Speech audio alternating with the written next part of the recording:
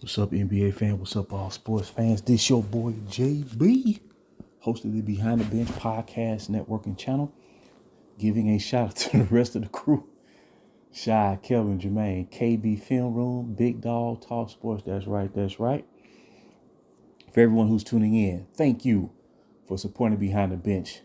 Subscribe to the channel along with the other 3,150 supporters and help make the show the best that it can be. Now, this is an NBA edition right here. I love talking about the NBA. And, man, I think the reason I love talking about it so much and love following it, man, because, even through all the chaos and turmoil that we've been witnessing over recent memory, man, you still see, man, where the league can really be vibrant, man, and just, exciting for not just like fans such as myself, but for future fans, young kids coming up who gravitate to basketball may start watching the NBA, but I'm very concerned, man, because the way it's going, and I'm not just saying this, man. I'm not just saying this. I'm not trying to be as they say, a party pooper or a downer, you know what I'm saying? Or trying to be all cynical and stuff. But the NBA is going through something right now, man. It's like this matrix, man. And I'm being real when I say this, man. And we saw an example of that yesterday. And I'm gonna tell you, I wish for is for the youth generation, man, to have had the opportunity to watch sports commentary and sports talk at the level that, fans such as myself, had the enjoyment of growing up, watching and listening to. I'm telling you, man, like, people who grew up watching ESPN during the 80s and 90s, up until about the early 2000s, but really during the 80s and 90s, ESPN was exceptional. And even though the internet is the prominent communication source now, if that level of coverage provided by ESPN that we was privy to during the 80s and 90s was present today, people wouldn't be saying, well, the reason people not tuning in to ESPN is because of streaming and streaming services, and you have alternate methods of, seeking sports coverage, because, as they said about ESPN, it was the leader in sports television, so it didn't even matter. They were the leader in sports television, man. I'm telling you, it was almost like tuning in and watching, as they say back in the day, like the best of the best network news. You know what I'm saying? They really gave you tremendous insight about sports, man, professional sports. They gave you backgrounds, man, of, athletes' upbringings, man, the challenges that they had to face, or, being confronted with societal issues, but did it in a way where they didn't create narratives, man, and it was really beautiful. And you knew that those journalists, it was mainly, tell you the truth, ESPN mainly featured, elite level of journalism, man. So therefore, they didn't rely on narratives to, elevate their platform, man. They really stuck to the meat and potatoes, man. And you give kudos to people like Bob Eli and the late Stuart Scott and Ralph Wiley, who was a tremendous writer for the Sports Illustrated. Jack McMullen of Sports Illustrated, when Sports Illustrated was really at the top of their game, and you can go on, man. And you still had viable personalities, like entertain guys, man. Like, they really had a unique presentation, like Chris Berman, back. You know what I'm saying? And then you had Dana Jacobson. Dana Jacobson was really, really good, man. When First Take first started, when she was the original moderator of First Take with Skip Bayless and Jay Crawford, during like the late 2000s, early 2010s, that's to me, that's when First Take was at its best. That's just me.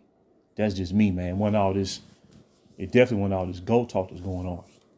So the reason I bring this up, is what we saw last night is an example of and I'm gonna go back to what I'm going to revert back to something that Kevin Durant said back in 2018 when he said the environment surrounding this guy is toxic. It's toxic, man. And you hate to say it, but I never seen a professional athlete generate drama every single day. When I mean every single day, man, I'm talking about like on holidays. During the holiday season, dog. You know what I'm saying?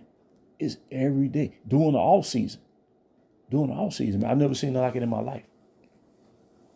But last night, that the little dust up or confrontation between Stephen A. Smith and the Hurricane, man. And you see that, man. And to me, what that signified is the erosion or the, how they say things can evolve? Well, things can devolve. It just depends on the situation and how you continue to present a certain element to the public realm. And what I'm trying to say is, man, you see that yesterday, what happened between those two individuals, man, it shed light on the erosion or the de-evolution of sports commentary, as well as, I'm going to say, the representation of the NBA. Now, I'm not saying that basketball player from the past didn't, exhibit actions, that were pointed out. But usually it was like maybe like teammates going at it or something like that. That happens. We see it all the time, We saw it back in the 80s, in the 70s. Or like if a player and coach have a back-to-back, have a disagreement about something. We seen that, man. We see it in all, we see it in sports, different over time in different sports. But that right there last night, man, and what's crazy about it, and see, like I said, man, this guy, the Hurricane, see, and the talking heads, they're going for the gusto. They're trying to prepare him to quote unquote GOAT status. But even when you do that, when you give an inch, he's going to try to take a mile. So what I'm saying is, when you go along and when you buy in, well, you have to buy all the way in, no matter what.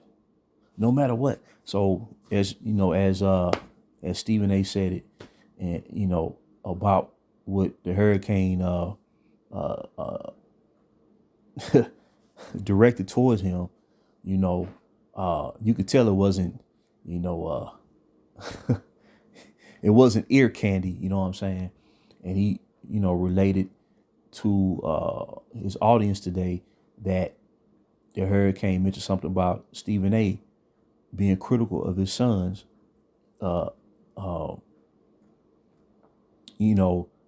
being brought into the NBA as a player. And the reason why all this commotion exists to begin with, and this is where, man, when you start, when you lower the bar, it leads to this. This is what I'm trying to say. And it's like, and I hate, like I said, man,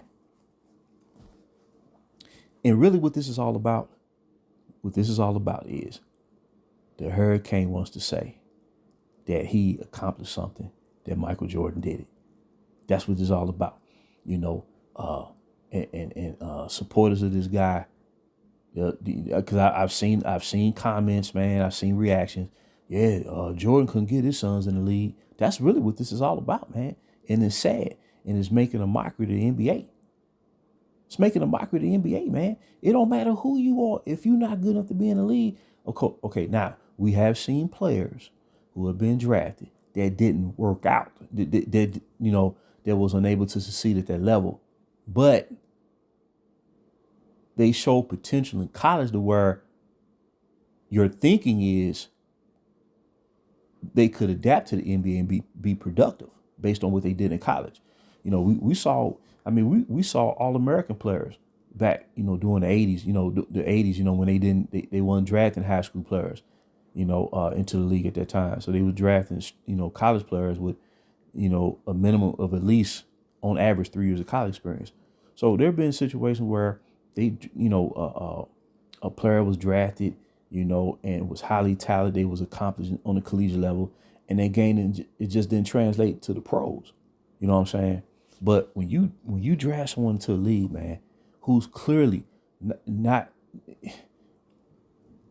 to where that what's going on, man, what's going on, and it's like, man, what's unfortunate is when you watch this stuff go down, man, you be like, well, who's going to say something? And it just seems like, man, everybody wants to capitulate and just pretend like this stuff is not detrimental, and it can set the league dynamic back. What I mean by that is, well, I'm telling you,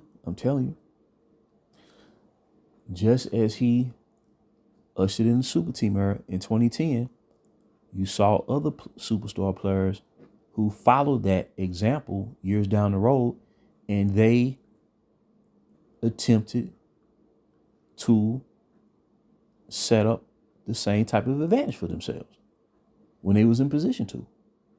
So what I'm saying is, man, you're going to have a player. It's going to be some point. It's going to be another NBA player.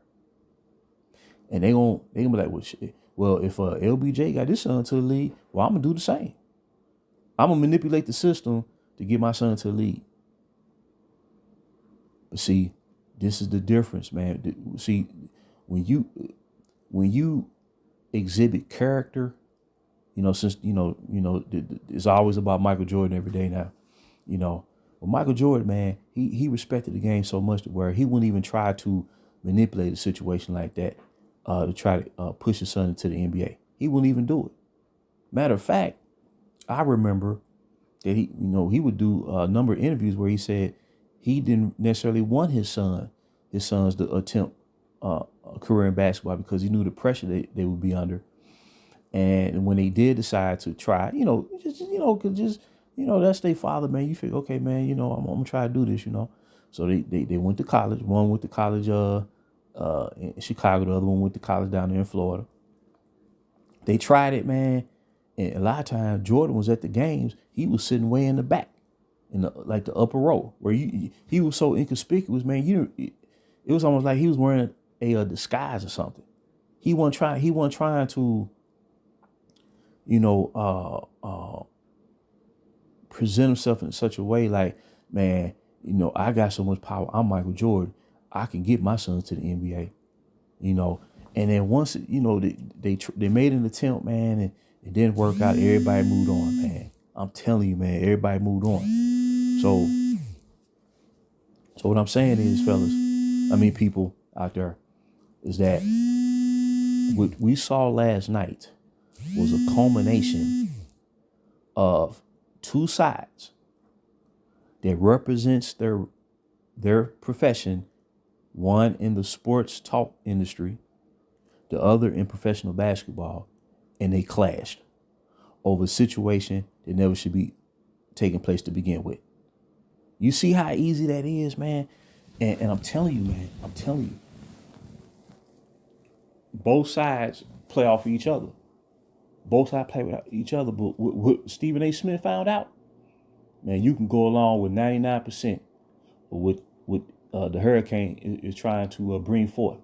But if you disagree with him on one thing, you're done. That's what happened last night after that game between the Lakers and the New York Knicks. That's what happened last night. That's what Stephen A. found out. You can agree with 99% of what he do, but it's that 1%. If you disagree with it or you be critical of it, you're done.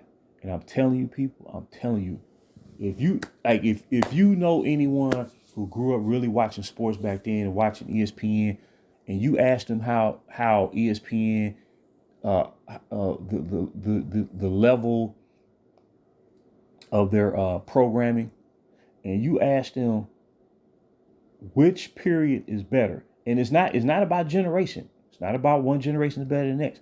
It's about the direction that you take something in any given period of time. You see what I'm saying? And ESPN is not the same. It is nowhere near the same, man. It's like when you seen the high level, man, when you seen that, well, therefore, a standard was established. That's why they call themselves the leader in sports television back then. That's who they were, man. And they set the standard for everybody who followed. Fox Sports, when Fox Sports started in the early 90s, late 80s, early 90s. Well, it was early 90s, Fox Sports started. And any other, maybe regional sports network or whatnot, they always look to ESPN, to say, okay, this is what we need to do to meet the standard. So what's happening right now is, because of the way that things are set up, is that there's an attempt to appeal to the lowest common denominator. What I mean by lowest common denominator, I'm referring to newfound fans who really have not been informed, or it has not been properly explained to them how much the bar has been lowered. That's what I mean by the lowest common denominator. And there's no fault of their own. But what happens is, the lowest common denominator, they feed off of what's being presented to them, and they take it for gospel, and they shape their opinions as a result from that example that's being presented to them constantly. And they think this is custom when it's not. That's what we saw last night. That's what we saw last night. Did it take all of that? Did it really take all of that? Because the fact of the matter is, his son is not an NBA player. He should not have been drafted. I know a lot of people, man, may disagree with that, but when you're out there averaging 1 point a game on a professional level, look, I'm telling you, man, the NBA has to regain control of its current state. It has to regain control, because if not, man, it's going to lose its way. You know what I'm saying? It's going to lose its way. And I think a lot of this too is on the side of the sports journalists or sports personalities. They have crossed around to where they think they're bigger than the athlete, than a professional athlete of the sport that they're covering. Because a lot of them, they had aspirations of playing professional sports when they were younger. It just didn't work out for whatever reason. So in their mind, they're like, well, shit, this is the next best thing. I can use this platform, speak about sports, and put myself in position and attack athletes in a way where I come across as being bigger than them or more important than them when it comes to the actual performance of an athlete. Now, that is a problem that athletes do have a right to be critical of in that sense. But when it comes to this situation here, the back and forth was about Stephen A being critical of the fact that the Hurricane's son is in the league on the NBA roster, much less the Los Angeles Lakers, because the Hurricane is on the team right now.